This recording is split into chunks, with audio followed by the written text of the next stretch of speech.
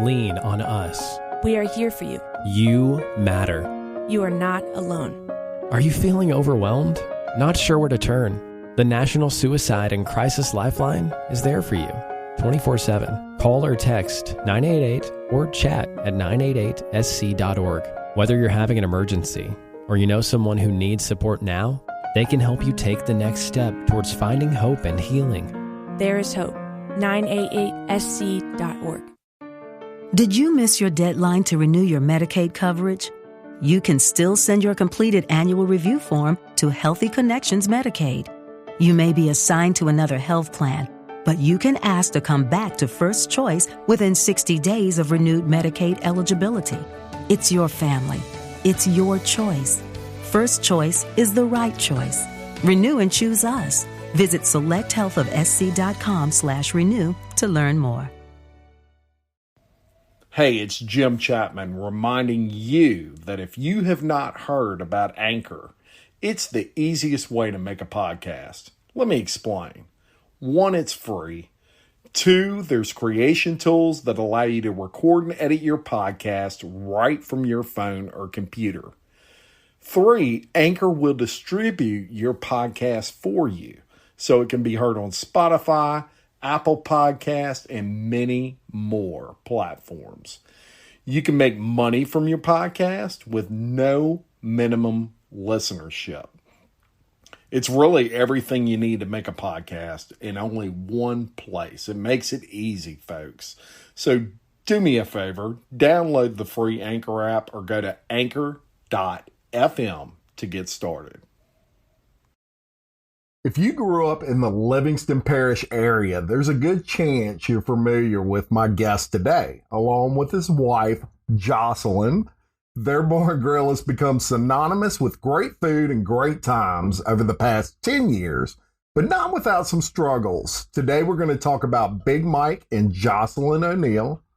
Got it right. There's a long story there. Jocelyn O'Neill, not only about the struggles of the past 4 years in particular brought, but how these community leaders continue to remain resilient and how all of us as viewers can do our part to help keep Big Mike's Bar and Grill right where it needs to be, as an example of the best Livingston Parish has to offer. So with that, welcome Big Mike and Jocelyn O'Neill to Local Leaders, the podcast. Thank you. Thank you for having us. Absolutely. Glad to be here. I'm excited y'all are here. Y'all really needed no introduction. You are a staple. Your bar and grill is a staple here. I frequent it often, as do a lot of other people, but I did use a term in that little introduction that's important, and that was the word resilient, which is the first thing I think of when I think of you two folks. In the last 4 years, you have certainly been tested. The love for the bar business, I would imagine, has been tested just a little bit. But you never skipped a beat, man. You just kept on fighting, kept on coming back. And, it gave other people strength watching your journey, especially through the flood of 2016. So we'll get into all that. But first, for the maybe 3 people that aren't familiar with you yet, I want to cover some of your individual history. And Jocelyn, you play a part in that as well because of your restaurant experience that you bring to the table over your entire, life, from what I understand. So I want to get into that too. But first, we'll ask Big Mike, tell people where you grew up, where you were born, all those sorts of things. Where did you go to high school? A little history on you. All right, a little history for me. I was born in Baton Rouge in 1968. I know I look a lot younger, but you do. I am. You do. My dad was in the Navy, and he met my mom out in California. So she was a West Coast girl. They got married, fell in love, had me. So I was born in Baton Rouge, but it didn't last. I grew up out west. I grew up in California, Arizona, New Mexico. And I bounced around. My mom remarried a great man, my stepfather. But in 1984, I decided I wanted to come live with my dad. And anyway, I moved here in June of 1984, graduated from Denham Springs High School, same high school he went to. A lot of roots here. My grandfather was mayor at one time. From what I understand, he was the chief of police. He was the judge. I know he ran for tax assessor. He built Shelley home sites. He owned a gas station, ice company, put the first Yeah, he had some roots. Yes, he was way before his times. I know the antique in the antique village. He put the first elevator ever in Denham Springs. Oh, that's interesting. A lot of neat history there. And went to LSU and just decided college wasn't for me. And I got out and with the sitting around drinking a beer like everybody does. And a friend of mine had a little building on Florida Boulevard. It was a liquor store at the time. And before I know it, we opened up September of 1989. We were in the bar business. I bought them out by Christmas, and off I went. And I've been in multiple locations, kind of followed. A lot of people don't know, but Denham Springs was dry. And the story I hear, the women voted the town dry when the men were at war, is from what I understand.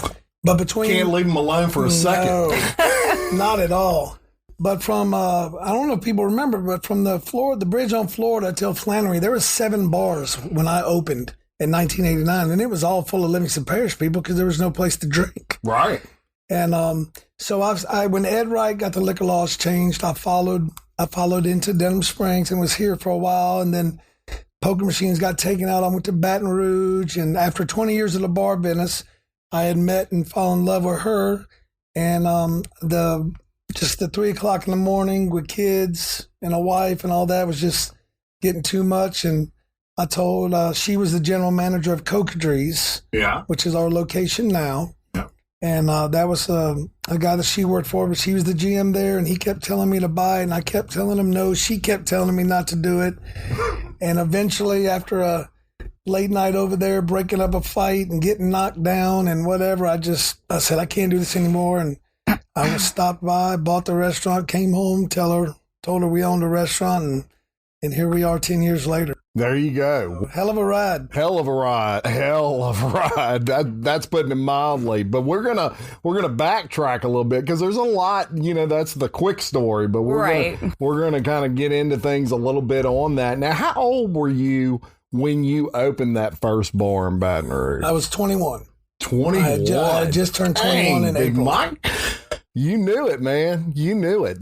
Look, when I was 21, I had no business owning my own anything. Well, it was kind of easy because I just thought, well, what do we do every weekend? All my friends drink. I'm like, well, okay, maybe I could take advantage of it. And originally, at least get wholesale pricing. Right, exactly. And originally was going to just open and then have everybody stop by. And that's how I initiated it. We had to get the phone book and the yearbook. Yeah. And sat down and called everybody and said, on your way to Texas Club, on your way to Baton Rouge, stop by, have a couple drinks with us. And we figured we'd close down and we'd all go out with our friends. And it ended up just took off, man. Yeah, here you are. And people didn't want to leave. And then, like I say, I still can't believe it's been 31 years. This past September was 31 years, yeah. Unbelievable. And, the interesting thing about that for me is it's probably the best time to start your own business is when you're 21. Why? Because you have no responsibility, man. Right. It's just like, what's the worst that can happen? I run out of money and you don't have, I would assume you weren't married at the time. Most people at that age are not. And so you don't have a wife there that's relying on you. Most people don't have kids. So they don't have to worry about that. So it's a situation where if you fail, you're really no worse for the wear. You're right. The only bad thing is, if you're like me at 21, I didn't have a dime, man. I was struggling. And then when I got that dime, that was a beer at the Texas Club or whatever. Man, it just boggles my mind. I love to talk to people that at that age just took a risk. And it's actually a smarter move than what people give you credit for. Now, you owned that bar for a while. Was it successful? Did you see success with it? Absolutely. I mean, just right off the bat, my age group now, I can't say I checked IDs real well. Casey can vouch for that. So, there was a lot of younger people, but I mean, everybody, I had adults. This is true.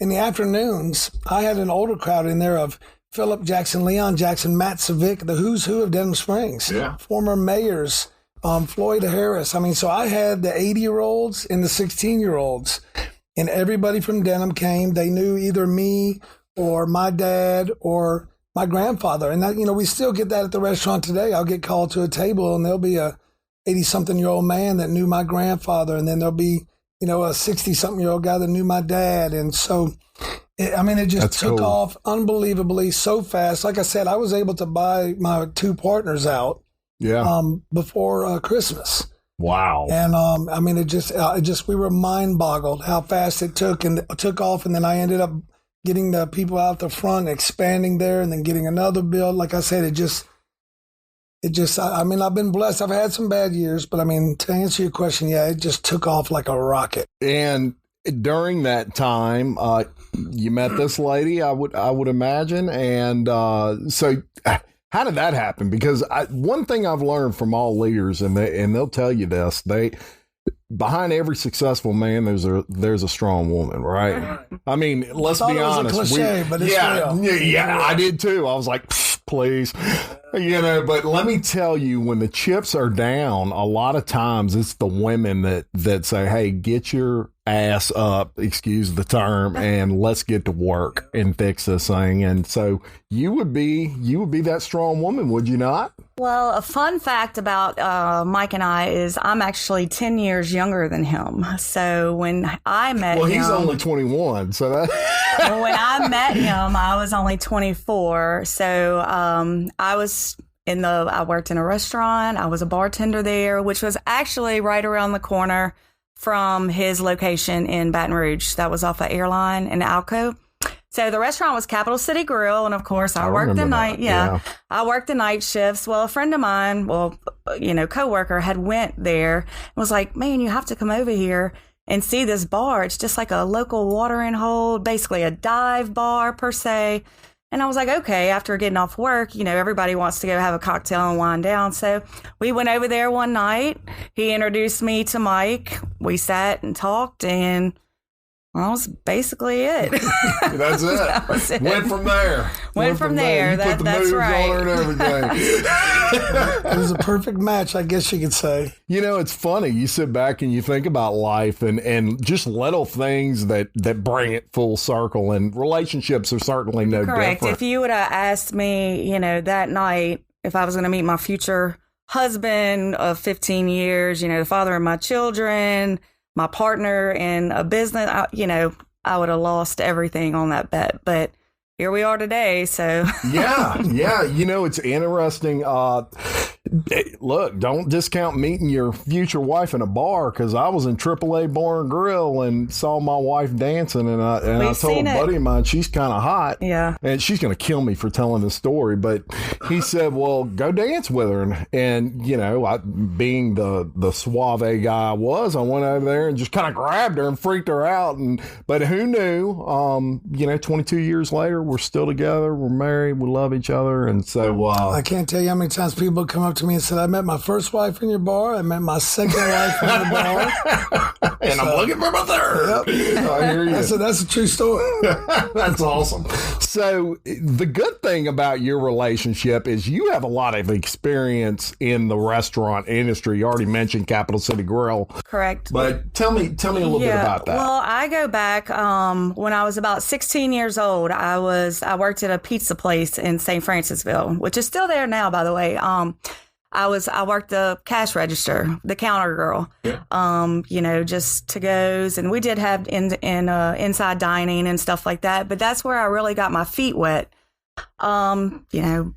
Minimum wage job, not a lot of tips. But that's when I really said, hey, this is what I like to do, interaction, being around the food, cooking from time to time. And of course, you leave, and I went off to school. That didn't really pan out for me. Tried different jobs here and there, but something always led me back to the service industry. It's just something that felt right to me. It something I felt that I was really, really good at. And I'll tell a story my mom always tells people, and she says that, of course, she was on my case. I was in my early 20s, and she was like, well, you need to settle down and try to find a real job and get a career. And she says, I looked at her and I was like, did you ever think that I really enjoy what I'm doing now? And she just stopped in her tracks and never questioned me about it again. And here I am, almost 11 years owning my own business. So that's amazing. You know, so she was always like pushing me to go get that real job. But I'm a service industry lifer. Like, there's nothing else I can see myself doing, to be honest. You know, and I find that with people, no matter what you're doing, love it. Number one, there's Correct. a lot of people out there. I know people personally, they make a lot of money doing what they're doing. Hate their job. Don't want to wake up and go to work. And then there's people that maybe they don't make a ton of money, but they, you know, a livable income, but they love what they do. They wake up and they're happy, you know. So they're happy. I've been in both in my life, and I would much rather be in something that I love. But when you know it's a good fit, you kind of know. And like you said, it's a feeling. It's just, you know, you'll be led back to that almost. Correct. And I mean, even before owning my own business, you know, when I was serving or a bartender, you know, I always made good money, you know, because I could put myself out there because I enjoyed what I was doing. Right. So, you know, so 16 years old, you know, I just had my 43rd birthday. Did it. Long time. Yeah, that's a long time. You're an expert. Yeah. Let's put it that way. Maybe. Yeah. So you own this bar in Baton Rouge, and at some point, you know, it's kicking off, it's popping. At some point, do you sell it? No, we actually owned it when we opened up Big Mike's Sports Bar and Grill. Okay. Still had it in Baton Rouge at the Alco location. Yeah. And but I had a manager running it. Gotcha. Because, like I said, I just couldn't do the long nights anymore and all that. I needed something different after 20 years of, you know, just the bar business. Well, not to mention we had a new baby in Denham Springs that needed all the nurturing we could possibly give it. So he went from all the hours over there to all the hours in Livingston Parish, basically, as well. So, but to answer your question, we still own the building, but I eventually closed it after I realized I couldn't run two places, couldn't be there. I had a manager, still some money, long story, but we own the building and we're renting it out now. It's still a bar. Okay. It's still in Baton Rouge. It's still existing today. Still there. There's still all the stuff we bought, pool tables and everything, but just somebody else they rent it from us. It's called Kenny's Q Club. And he's been there probably close to 2 years now. Okay. Excellent. So it just, like I say I've been 31 years straight because we have been selling beer, and the Big Mike's name I knew would do well around here, and I knew her food. I told her, you cook, my name will get them in, your food will get them back. Indeed. And that's exactly what's happened. Indeed. And so you ended up in Livingston Parish. You opened Big Mike's Bar and Grill back in 2010? March of 2010. Excellent. Correct. And wow. I mean, you when you open a business, you kind of hope to get a good name and a good reputation, but make no mistake about it, you've earned it. You are someone who has given more than he's taken, and I find that a common quality in leaders. You know, we'll get into this a little bit, but for a long time, I was someone that was probably taking more than I was giving, and I don't mean taking like I was taking, but you know, I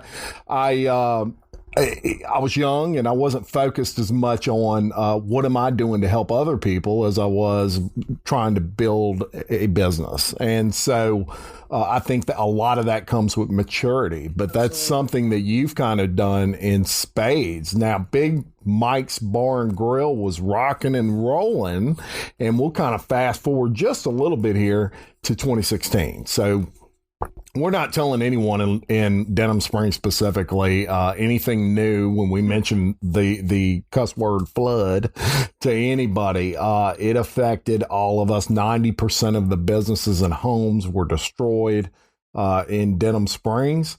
Much like you, I had a home with 6 feet and a business with 6 feet all at the same time. And we just, you know, we're all standing there with our mouths open. It never saw it coming. And that, you know, I try to explain to people that situation. And when I try to explain it, I say, you know, with a hurricane, you can kind of prepare. People aren't still at work when it's happening. Right. You know, they've gone home at that point. You can board up stuff. You can put stuff up high when you don't see it coming. Totally different. That was the situation. And so you had a mess, man. You had your house and your business. You had children and all these things and a million things to worry about. Was your business really your first? I've got to get the business going. And I found a lot of people looked at the business as the income. So they had to fix that before they could fix their personal home, because the business was the income to fix the personal home, so to speak. Were you in that situation as well?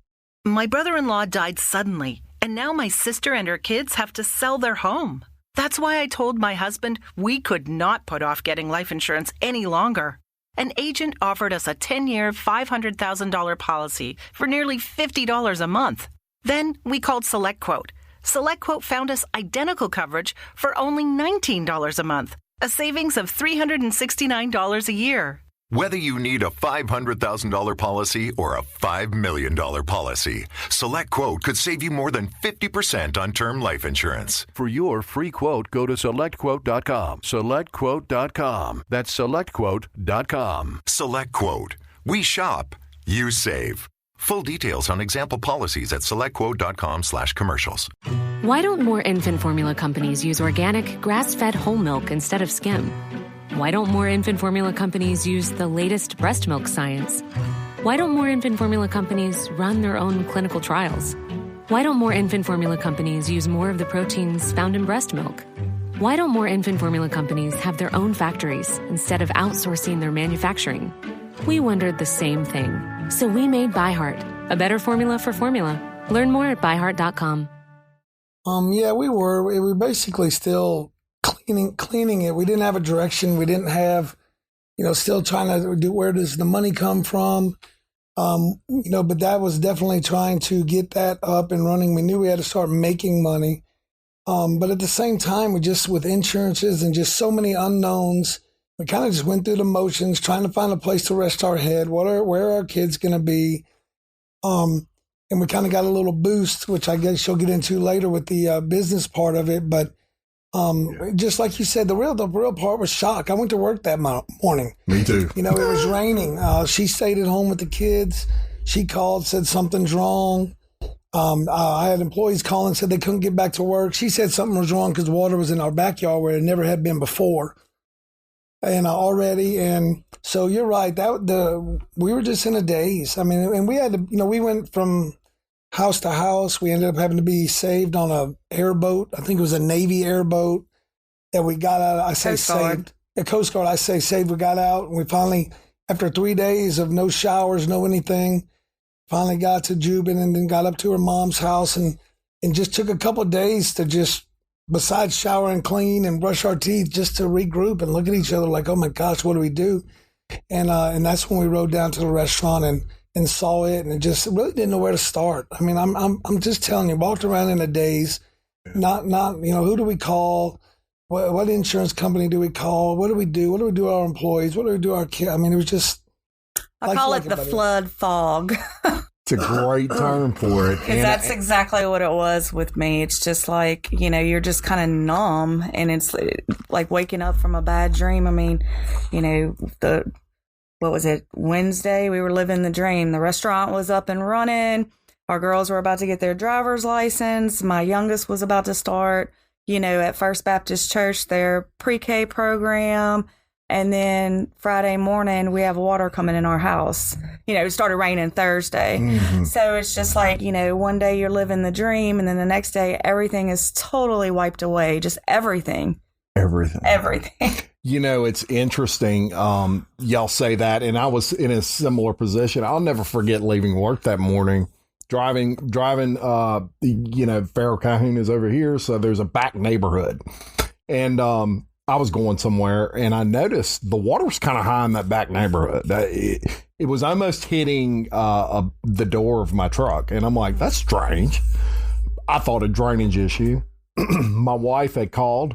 You know, the women always know before we do, Big Mike. Yeah, so, I told him, get home now, yes, or else you're not going to get back to us. That's kind of the term. My wife's like, we're going to flood. And, you know, us as guys, I'm like, oh, man, you know, what are you talking about? If anything, it'll just be high in the front yard or whatever. Once he, let me tell you real fast, once he got home, he was sitting on the couch folding laundry, and I'm at our back door like this, like the water just right here. I said, don't worry. I'm going to fold this load of towels, and I'm like, no, it's here. Like, we have to do something. I was mad at my employees for not coming in. I'm like, if you lived on a street that flooded, you should have made preparations. Little did we know. I live in a subdivision, our streets flood. I left early this morning, anticipate, you know, and then I didn't know that 10 hours later, who knew, man? It was going to be the greatest devastation. Real fast, that subdivision behind you, Shelley Home Sites. Yeah. That's my grandfather, Shelley O'Neill. He developed that. The mayor.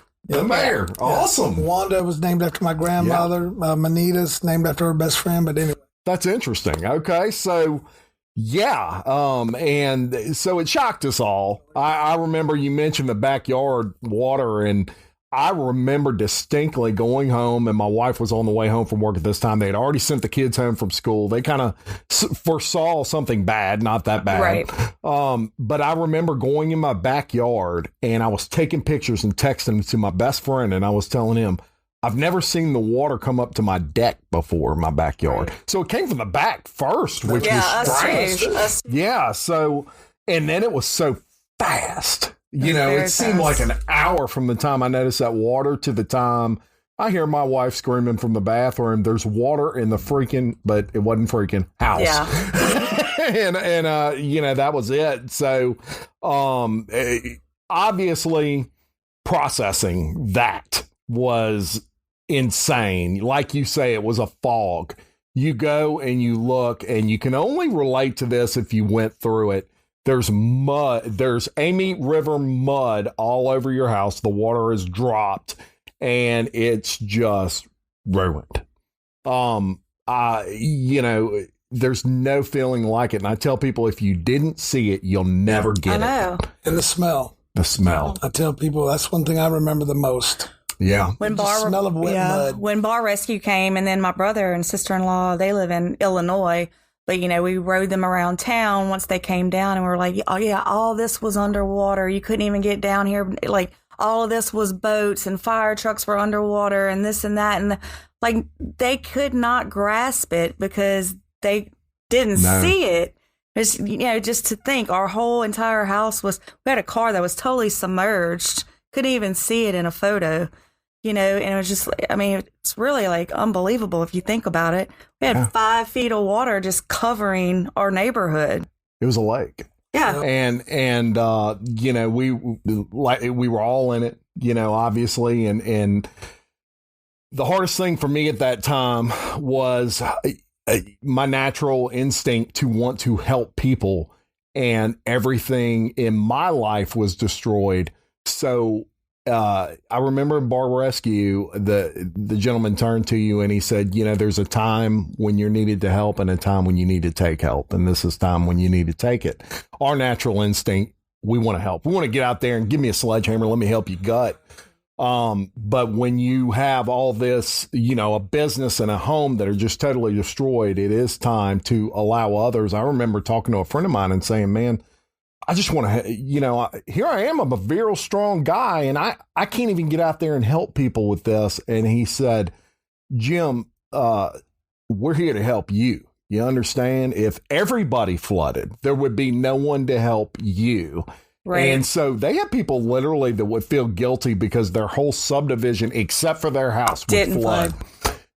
It was like the worst guilt in the world. Why didn't I flood? You know, and us that flooded are like, you know, believe me, you didn't want to flood. But if there weren't those people, we would have had no help. And so that brings me to this point, and that's the Livingston Parish community.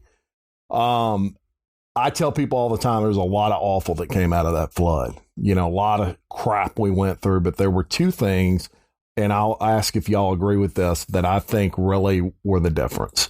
One, I think it brought out the best in people. I saw things I never would have thought I saw from people. Normal people, man, not cops, not firemen. I'm talking a dude that works at a plant that is riding his boat down the road, pulling people out of the daggum water. Some of our friends were included in that. They just stopped what they were doing, and it didn't matter if their house was going underwater or not. They were out there trying to help people get to higher ground or to safe places or whatever. Absolutely. I agree with you on that one for sure. It brought out, it was just beautiful. And I think we are unique in that. This parish is unique in that. I don't know that every community could have done that like Livingston Parish did. I agree with that. We were with each other. You know what I mean? Not to interrupt you, but I've done a lot of radio and stuff, and I say that all the time. I don't know if there's communities out there that could come together the way I did. Like I said, I grew up out west. You had a lot of distance. You didn't know who your neighbors were. A lot of living with the Joneses, just different attitude. Down here in the South, everybody likes everybody. And even if they don't like everybody, they're respectful. But I remember in one radio interview I did from up north, I said, it didn't matter if you were rich, poor, a mansion, a trailer, black, white. It didn't matter. The water flooded everybody. And it was amazing how that, the poor guy looked at the rich guy and said, I know what you're going through, and vice versa. And I think that's what brought everybody together. And I know in communities I've lived in and out west and stuff like that, there just wasn't that camaraderie and that instant help. Like she said, I mean, we have friends that their house, they had water coming in their house. They grabbed every gas can they could, jumped in their truck and went and launched their boat and did that for 3 days. And said, I'll worry about my house later. And so I agree with you 100% there that that's what makes this community special and unique is the way we came together. And, we needed it at the time. If you remember, we had a lot of racial things going on.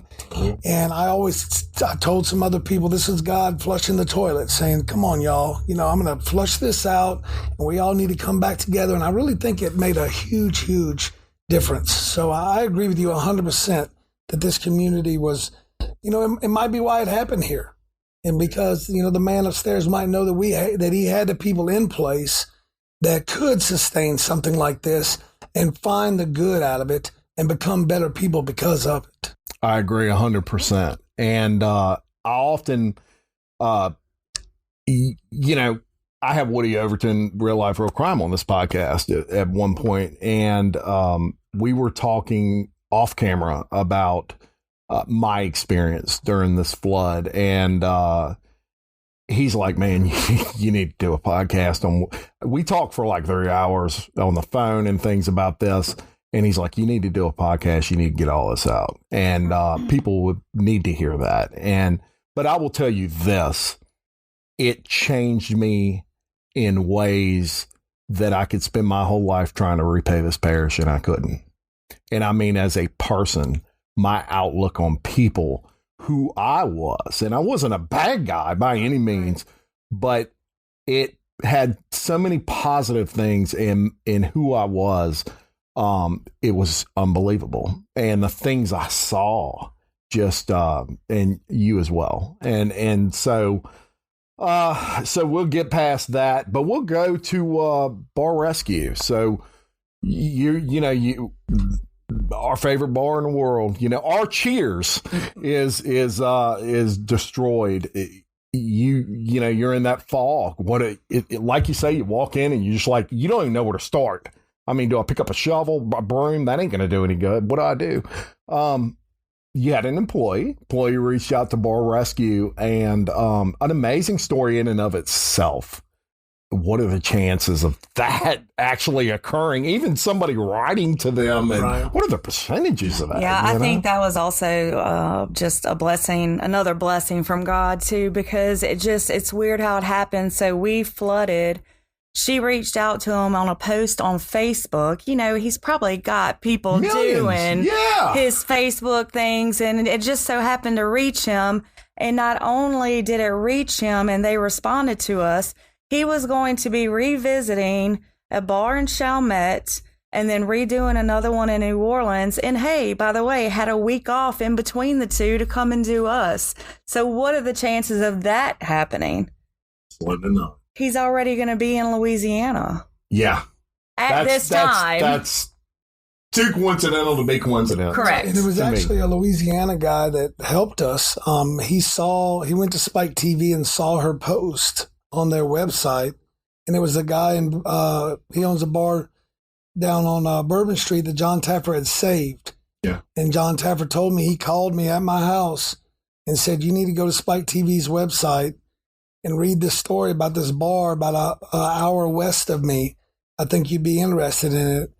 And then Taffer told me after he read it, he got up and went in and told his wife that I'm going to Louisiana and I'm saving these people. I love it. So, and I've talked to him on the phone a couple of times. Haven't been to New Orleans to go visit him. What's the name of the bar? Spirits on Bourbon. One of the Shout out to Spirit. One of the most successful financial bars John Taffer has ever saved. I mean, this guy went from, like almost tripled what he was doing before. Yeah. And I talked to him on the phone once and he said, man, I just read your story and I was moved and I knew John and the crew was coming to Louisiana. And he said, I just felt like calling him. He said, I don't know why I did it. Yeah. And so anyway, another unique story of a Louisiana restaurant bar owner. Read a story about another restaurant bar owner and made it happen. Really and none of it would happen without Emily writing the story. Yeah, it wouldn't have. And that's what we talk about when we talk about going full circle. I mean, it's just like this action led to this action, which totally changed, a situation in a positive way. Changed everything. And we needed it. We needed some positivity. But I'm going to tell you what, we needed you there. We needed you open because, like I said, to those people that hadn't, they just thought it was impossible. I'm screwed. I give up. It was it was that being rebuilt that showed everybody it's possible and you can really turn it into a positive thing. So he comes down here and obviously they filmed Bar Rescue, very popular show. Love that show. Loved it before you were on it and loved it even more after you were on it. That guy knows what he's doing. He does. He absolutely does. Very, very smart man. Yeah. And he came down here and I think he was so touched and moved and shocked at what this community was going through. Just like we just talked about, you almost had to be here to see it. And I think when he got here, he was like, oh my gosh, this is way worse than I thought. Absolutely. Now, let me tell you a real fast story about that. The second day we filmed, we were waiting on John Taffer, and the director came up to me and said he was so moved he could not believe that we were still. He had heard, just like everybody else out west, the water came up, the water went down. My brother-in-law died suddenly, and now my sister and her kids have to sell their home. That's why I told my husband we could not put off getting life insurance any longer. An agent offered us a 10-year, $500,000 policy for nearly $50 a month. Then we called SelectQuote. SelectQuote found us identical coverage for only $19 a month, a savings of $369 a year. Whether you need a $500,000 policy or a $5 million policy, SelectQuote could save you more than 50% on term life insurance. For your free quote, go to SelectQuote.com. SelectQuote.com. That's SelectQuote.com. SelectQuote. We shop, you save. Full details on example policies at SelectQuote.com/commercials. Attention car shoppers. Right now at South Carolina Federal Credit Union, you can get a new or used auto loan and pay nothing until 2024. And no payments for 90 days means nothing out of pocket going into the new year. Plus, we have flexible rates and terms, so you could make the best financial choice for you. Learn more at scfederal.org/auto loans. That's scfederal.org/auto loans. Certain restrictions apply. Existing South Carolina Federal credit loans are excluded. Everything, and they went on to the next story. Yeah. And so when he landed, feet on the ground, even from New Orleans, came here, saw all the devastation, saw everything still piled up in people's yard. I don't remember what it was, but he called NBC, ABC, or whatever and asked, and they gave him 6 minutes. And that's why he was late filming that day. He went live on one of those news stations in the morning for 6 minutes, telling the rest of the country, y'all need to get down here to Louisiana and help these people. Yeah. Because like I said, I have family out west. So 5 days after the fact, my uncle in California called me. Hey, did that water, did it mess y'all We up? heard it rained. Are y'all okay? It's crazy. And we get a text, from a cousin. Did y'all get affected by that flooding they're talking about on the news I saw last week? And it's like, pretty much. Yeah. you could say that, and you just had to be here, but bar rescue came down and they really put a light on it. Thank goodness, for everybody. It benefited our entire parish just being in that limelight so people could see what we're going through. But, he fixed you up. He really revamped that bar.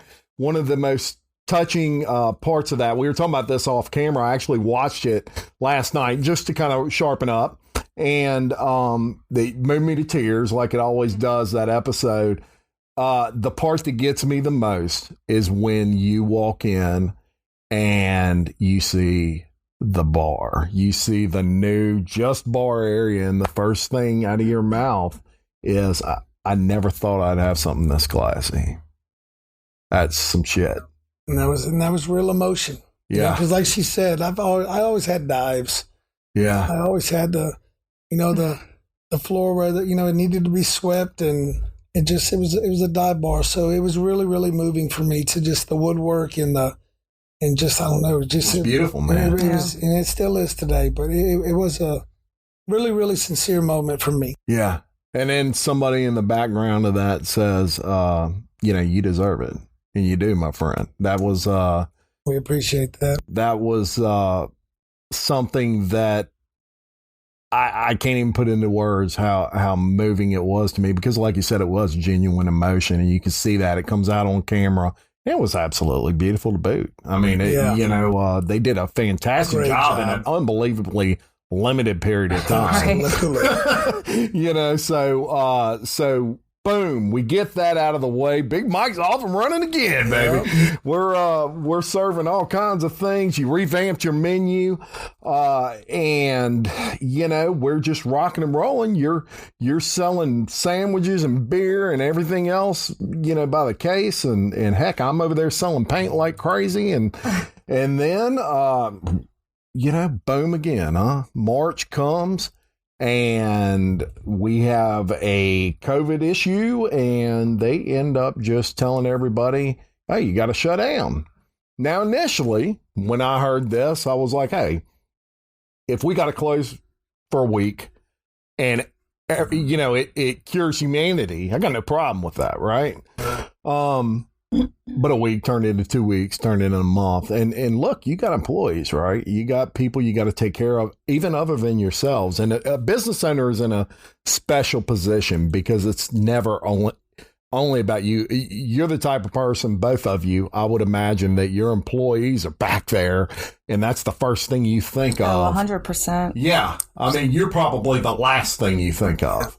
It's the people that rely on you. And their kids, and yeah. So it's absolutely something you think about and worry about.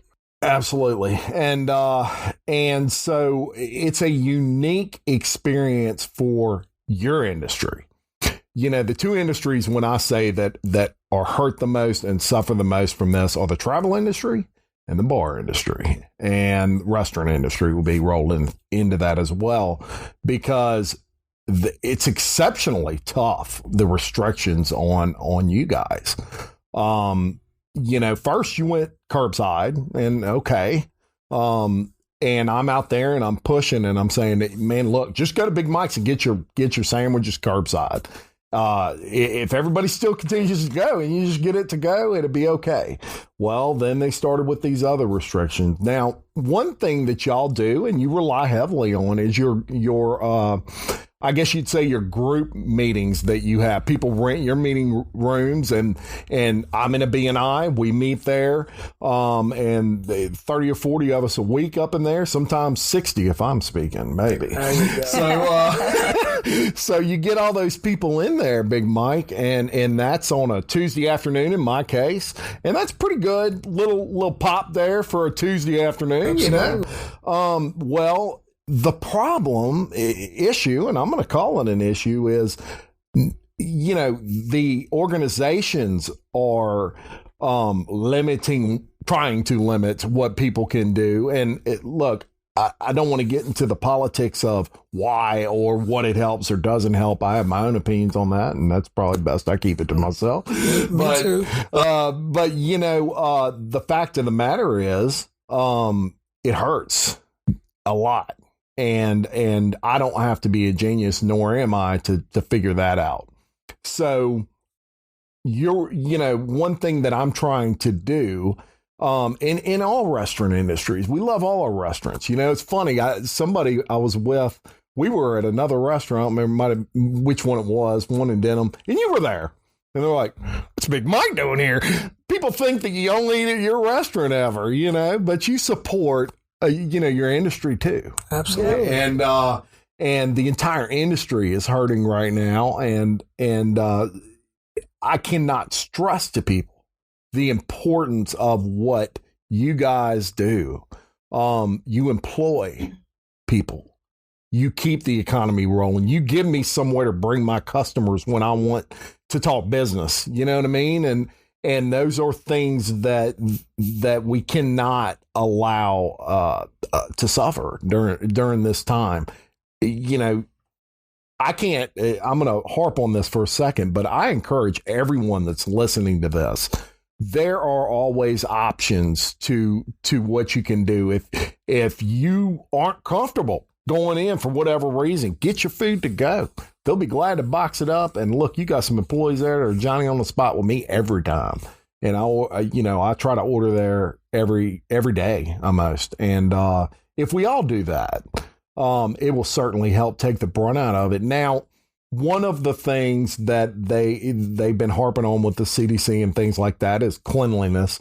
You're a restaurant. I mean, you've always kind of disinfected, hadn't you, Big Mike? Always. Yeah. I mean, these are things. I had a dentist on here, and they shut them down too for a little while. And I was telling him, I mean, you're a freaking dentist. Yeah. And he's like, dude, we were acting like there was COVID before there was COVID. Right. That's what people don't understand. I mean, we deal with the health board on a regular basis. So it's not like, just because you have this outbreak of COVID that we're going to do anything different. We've always sanitized. We've always been very thorough with our cleaning and whatnot per the health board, not just CDC. We didn't change anything. Yeah. I mean, we really didn't. Barkeeps probably keep their bar cleaner than anybody else. Our kitchen, it's like the old guy wiping down the bar every time someone moves a glass. And I tell people the same thing. She said, we go through about 2,500 gloves a week. And we did that before coronavirus was even thought of. Our hostesses wipe down our menus. I mean, we have somebody comes in and cleans the bathrooms. Disinfecting, bleach. We have bleach on our shelf. Yeah, it's been there for, we have a spot for bleach. It's been there for 10 years. So it wasn't new to us to try to clean. It's our job. And even not the health department, it's our job as owners to serve the public to do those. And we've always, that's one of our biggest bills, to be honest with you, pre-COVID is cleaning, the restaurants and the floors and the cleaning supplies and the gloves and the hand. We've been doing it. So she's right.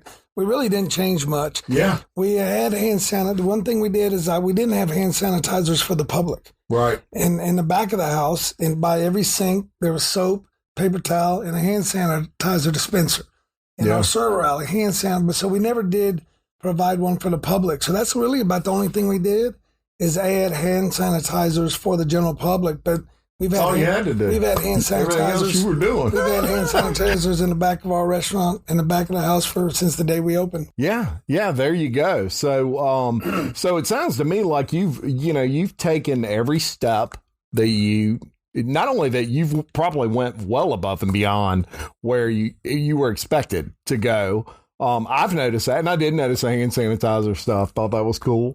But you also have an outlet, and this is my point with everything rolls downhill. So you have a bar there also where you do live music, right? I love live music. I can listen to live bands every weekend. Love it. Now they are really suffering too because they have nowhere to play, and so it stops everything kind of, they go to you to get the outlet to play. You can't allow them in because whoever's stopping you. And so it's really just brought all that to almost a screeching halt, which is a shame. It really is. Because I know some of these guys that have these bands and they're passionate about it. It was their life, and now they're doing something they really don't need to be doing because they have a talent that needs to get out there and be heard, right? Oh, you're right. And I mean, that's you get anywhere from Chris LeBlanc to even, Lane Hardy, who just got, won American Idol, to friends of ours that, what's that? Can't remember what their job came to a halt. It wasn't a side job for them. They didn't, deliver mail during the day and play music. I mean, they made a living playing music. Yeah. And a lot of people forgot that. And then, like you say, it goes downhill. It's a domino effect. We can't have them in. So then they don't have any money to go out. So they can't, in turn, paint their house and buy paint from you, or come out to a restaurant for me. Can't, get their Dim Strings news subscription. I mean, it's a domino effect. And they're sitting idle for 8 months now, 9 months now?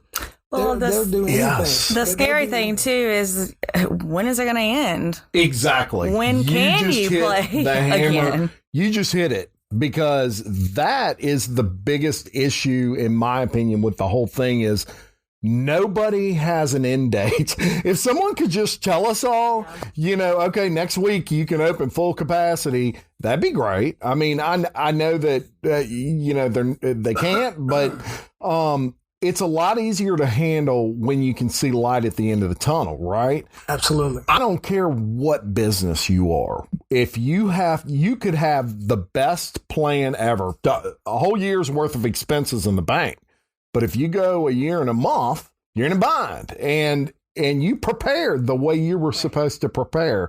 And so that's really the issue. No one can tell us when it's going to end. That's definitely lingered longer than anyone There's no doubt about it. There's no doubt. I mean, I thought 2 weeks. I remember when it first started, I'm like, 2 weeks, this will be over well. By the time the kids start school, everything will be back to normal. And here we are, Christmas, and we're taking a hit again with our Christmas parties as well, Yeah. Not only did most of our group meetings come to a halt because of it. You had, who else was like during the lunch meetings. Kiwanis, Rotary. But now our Christmas parties are taking a hit, where this should be our best month of the year. And that's interesting. I didn't know that. Yeah, we're probably not going to hit our mark or even be close to it.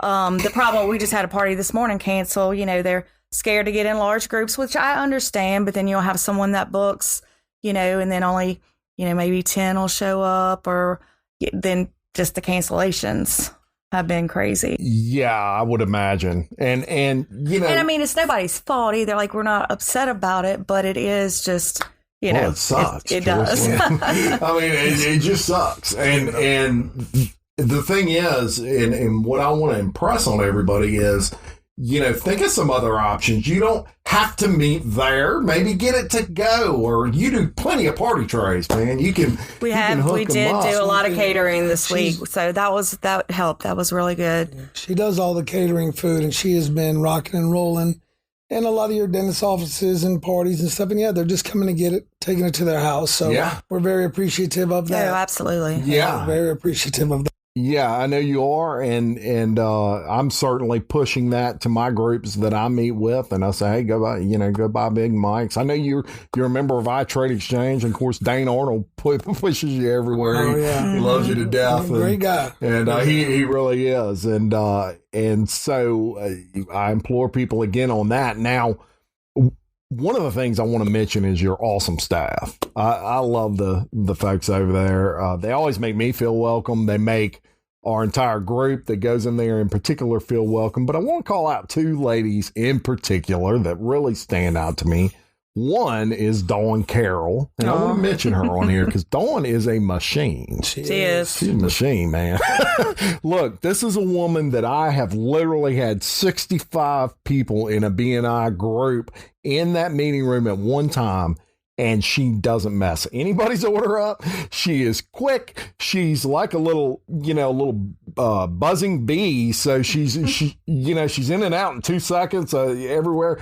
But Dawn is exceptional, and I've told her that before. She does a great job So if you head to Big Mike's, say hello to Dawn. Tell her I mentioned her. She'll laugh and say, "Oh, is that the guy with the bald head?" But another one I want to mention is Heather Nelson. Heather does a great job for you guys. Known her for many, many years. Her dad and my father-in-law were very good friends. They actually lived right next door to each other many years ago. So I want to shout her out too, because she handles. When you said you had two names and then you said two ladies, that's the first two that popped to my head. Yeah, and we have a great staff. But, you do. They're all great. We're very fortunate, and we have we have turnover just like everybody else, but we have some people that have been with us from the beginning. Heather's one of them. Yeah. And Dawn came in I think a few years after we opened. I remember like it was yesterday, sat in a booth, interviewed her. She had just she had been a lifer. Probably 8 or 9 years. Yeah. And I just liked the way she talked. She looked me in her eye. I could tell she was a professional. We get a lot of kids. And Dawn was a professional. And, her having BNI and having those parties, that's an award for her. I mean, a reward. I'm sorry. But we put her on those because of the good job that she does. And that's why she's there every Tuesday. And she has the rotors, she has the Kiwanis. And machine is a very good way to put it. When she gets in there, she is on top of it. She's something Jocelyn and I talk about. We have employees that we don't have to worry about. We don't have to go behind them and check. We don't have to, are they cutting corners? No, Dawn's the one that's going to pick the straw up off the floor. Heather's going to be the one that's going to scrub the side of the sink. They know what they're doing, and they're lifers. Yeah, they're lifers. And those lifers take a ownership into the business. Yeah. And, the kid that's working their way through college, I might sweep under that chair. I might move the table, but those two wouldn't want to lose either one of them. Yeah, they take pride in their jobs, for sure. And that's, you just said a key word, and that was she takes ownership into the business. And that's really what you want those employees to do. Absolutely. Because they are kind of the glue for any business. And, Big Mike, the best leaders that I've talked to in any industry, all of them will say our employees are the key. They're the key. You agree? 100%. I tell people all the time, and I look at not just our restaurant, but I look at the world today. If Jocelyn and I decide not to go back to the restaurant today, we're still going to operate business as usual and make money. Why? Because of our staff. Yeah.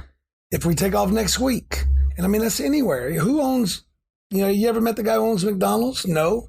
But the staff. And I tell everybody, if in the entire United States, if all the bosses took off tomorrow, you wouldn't even know it.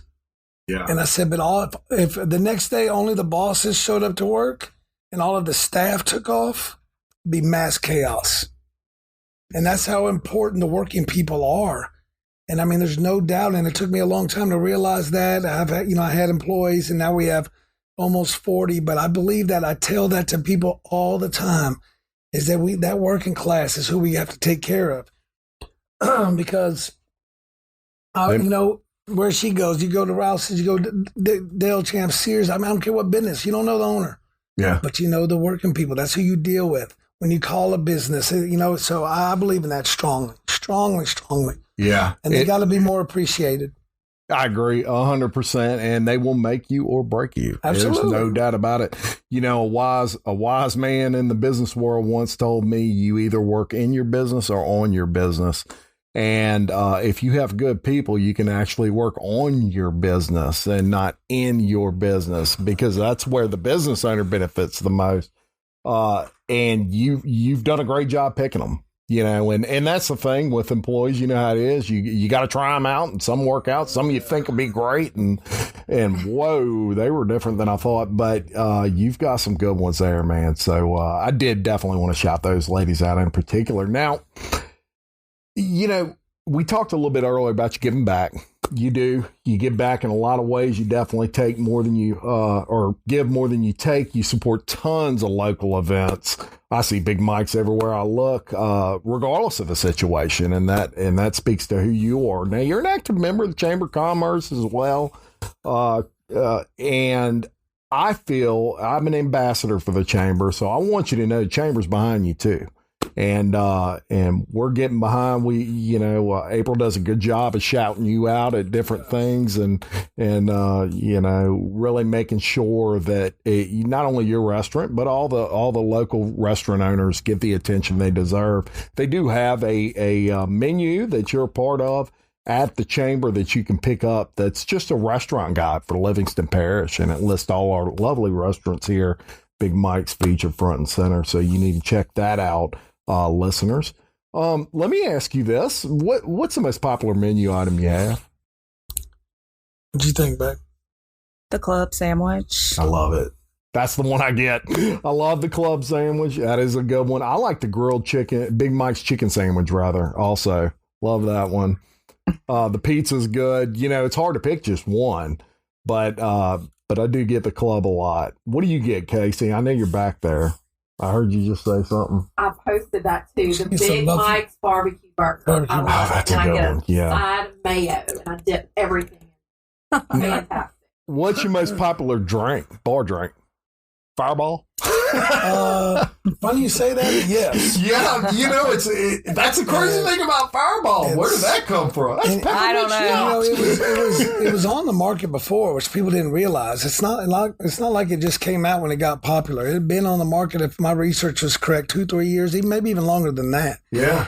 And it just kind of took off, just kind of like with the Jägermeister and Red Bull and all that. But yes, we have a FireBall machine in each one of the bars because it's so popular. We we get a discount. You buy 5-6 cases at a time. I mean, yeah. So it really is. Beer, of course. This is Livingston Parish. Oh, it is. Boys like their good old beer. Absolutely, and the good old girls. Lori Johnson loves beer. Hey, Lori, and Angela. I can name a few of them. Yes, you're right. They'll drink beer for beer right along with the guys. Absolutely. And so we have a wide variety. We sell we don't really sell a lot of margaritas and martinis and things like that. So it's a typical Livingston Parish bar. It's beer and whiskey. So and everything a lot of you need two-pour whiskey drinks, and yeah. We did come up with some. John Taffer came up with some good drinks, and those still sell pretty good. Yeah, yeah. But FireBall, I think, is definitely the leader if you go per case. Every week, how much we go through. Interesting. Yeah, and that's one, look, it will sneak up on you. You hear me? There's a devil on the bottle for a reason. Yeah. I'm not allowed to drink it anymore, Jim, as a matter of fact. Really? My wife cut me off. No more FireBall. About 6 months now. And I thank her for it every time I drink. Thank you for cutting me off. It will. It'll sneak up on you. You have that first couple shots, and it's like, it's almost like candy. Yeah. Then you have that third one, and then it is. All at one time. Sneaky. Yeah. But I enjoy a little FireBall every now and then. We had Hot Damn. You had the Red Hot Schnapps back years ago when I first opened Hot Damn. Yeah. So there's always been a cinnamon. Yeah, Hot Damn was. There's always been we used to sell Hot Damn shots, like crazy in my first bar. Yeah. But it's just crazy how the name and the gimmick and the label and just everything. And it's here to stay. It's crazy, the people that do. We have people that just do that. Drink water and just shoot FireBall. Yeah. No beer, no anything. That's what they do. That's it. So. Now, let me ask you, do you have people that will come to your bar specifically because they saw you on Bar Rescue? They'll just walk in and say, hey, man, we came by because we're Bar Rescue fans. We're just passing through Denham Springs or whatever. Quite often. No kidding. Yeah. I can't tell you. I remember we had a truck driver who his wife made the trip with him. They lived in North Carolina because he was doing a Texas run, and they were specific. She got in the truck with him and did the run with him so they could come and meet us. Remember, we went in the bar, took pictures with him. They bought T-shirts, hats, everything. And then I've had people from New York, Boston, you name it, people that have come in, just a couple from Florida. And it's crazy. When you sit in your living room in Denham Springs and watch Bar Rescue, you don't think there's just 6 million people watching it. Yeah. And every time it airs, my daughter, who handles a lot of our Facebook stuff, and she said, our episode must have aired again. We're getting emails. Come on. And we've gotten emails, handwritten letters from Canada. Worldwide. We've had phone calls. And then the funny thing, the emails, my name's Big Mike too. Can you send us shirts? We've actually, packaged, taken people's credit cards, number, packaged some stuff and sent them. shirts. That's And then pretty awesome. I had a couple from Boston who came in a day early to a convention just so they could come up and eat. I had a girl on the patio the other day, lives on the other side of Jackson. So you're probably talking about 2.5, 3 hours. Yeah. She said, my husband asked me what I want to do for my birthday. I said, I want to go to Big Mike's. They got up Saturday morning, drove all the way down here, ate, sat on the patio for a couple hours and drove back. Come on. So, yeah. That's going to make you feel good. We still get stuff like that. So, yeah, it's neat. It's good to hear the people's stories. They come back. And then it's really neat to get the emails and the letters and stuff like that, you know. So Indeed. No doubt about it. It's kind of stuck with us now. I can't go anywhere. I was talking to somebody about this just the other day, but we went on a cruise shortly after, and I was recognized, of course. You know, I stand out, I guess, because I'm big and bald and ugly. You know? But on a cruise, I was in a baseball game in Baltimore, Maryland, with a friend. Somebody approached me in a beer line, asked me if I was Big Mike from Bar Rescue. How about that? So it's really neat to be associated with that. Yeah. And still get that all the time. Well, so that's great. It brings people to the community, you know, and that's always a good thing for all of us. Now, you have a little honey Dijon dressing there that you jar up. Tell me about that. It's just an old recipe. It's good. Yeah. It's really good. Yeah. So the whole process started when everybody came to me and said, hey, you need to bottle your honey D. You need to bottle it. So I started doing some research, and at LSU, they actually have this thing called a food incubator, which you go through all the paperwork and, you know, get licensed and everything. And so you can go into their facility and you can create like mass, you know, do a mass production of your product and then sell it, you know, take it back and sell it. You can go to, right before the flood, I was going to go to, Mayor Landry's grocery store. I was going to Southside Produce, contacted some people from Sam's, Rouse's, Walmart. And then the flood hit. I just produced. I made over like 200 and something bottles, lost all of that in the flood. But anyway, I was a tenant at the food incubator, which, you know, kind of takes some legwork to get into, which really, it was a neat process. So I started bottling it there and still do it, sell it just at the restaurant right now. And that's interesting. You mentioned Mayor Landry's. So that was my wife's dad sold it to Mayor Landry. That was Rod's. Oh, okay. And my wife's dad was Rod Olivier. So interesting how that's a little neat little thing there. But great little grocery store. I don't know what it is now. I think they turned it into a gas station or something. I'm not sure. He sold it to somebody. But that was right before the flood. And then, you know, of course, the flood happened. So it knocked the wind out of everybody, and that obviously went to the way back burner. So it's kind of where it sat for a while. Well, we're going to bring it to the front burner. Yeah. What we're going to do is at this show. It's a great stocking stuffer. Absolutely is. And I'll tell you what I'm going to use it for is I'm going to give you this in a little while, but this is a swag gift that I give. It's a box chock full of all kinds of goodies for y'all. From my sponsors, we put all kinds of stuff in there from them and from me, and I am going to buy a couple cases of that at a time, and what I'm going to do is I'm going to put one in each swag box. And because if anything is Denham Springs, it's you folks in Livingston Parish, and so I want to make sure people have some Big Mike's honey Dijon dressing for anything. You can put it on anything. Yeah, you can. Yes, you dip it fries is good too. I've done that before. Well, thanks for that. Yeah, well, anything we can do to help, I want all the listeners to do, and we'll all get through this is the bottom line. Now, one thing that I do on each show is I like to do fun facts at the end, and just I tried to think of some really neat fun facts y'all to have some fun with, especially you. And I said I need to do some on beer. So I came up with a few little fun facts that this is McHugh's favorite part of the show. He loves fun facts. So the first one, and I found these interesting. I learned a lot from them. So beer is the most consumed alcoholic beverage. We talked about you sell a lot of beer. Third overall, only to water, which is number one, and two, which is tea. Those are the two most consumed beverages. Beer would be the third and the number one alcoholic beverage. So, and that doesn't surprise me. Lagers, my wife's not a big beer drinker. She likes wine. But so she asked me one time, what lagers are, and I figured that'd be a good thing to ask Big Mike. So, Big Mike, explain to our listeners what a lager is. Well, I've read different things about this. Some people actually tell me that a Budweiser and a Bud Light is a lager, but mostly it's associated with a darker beer. Yeah. And I think it really started overseas, if I'm not mistaken, because they did a lot of your darker beers, your I don't want to miss any, but Heineken's, your I'm not real, I can't remember, but Heineken's a good example. Yeah. And that's where it came. Just a darker. We always associated with a darker, thicker beer, and a lot of people call for lagers. We don't have a tremendous amount of them, but from what I understand, I might be wrong, but that's my interpretation of a lager beer.